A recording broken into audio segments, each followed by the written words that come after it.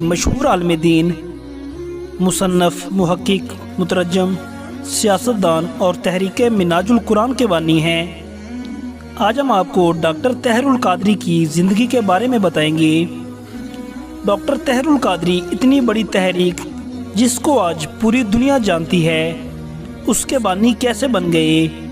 Doctor Tahir al-Qadri 1000 سے زائد کتابوں کے مصنف ہیں۔ دوستو، ڈاکٹر محمد طاہر القادری 19 فروری 1951 کو پاکستان کے شہر جھنگ میں پیدا ہوئے۔ آپ جھنگ کے مشہور عالم دین ڈاکٹر فرید الدین قادری کے صاحبزادے ہیں۔ آپ کے آباء و اجداد سیال خاندان سے تھے۔ آپ کے والد نے عربی، فارسی اور ادب فقہ کے علوم کے لیے دنیا بھر کے سفر کیے۔ 1940 میں آپ کے والد صاحب نے پنجاب یونیورسٹی سے گولڈ میڈلسٹ بھی حاصل کیا۔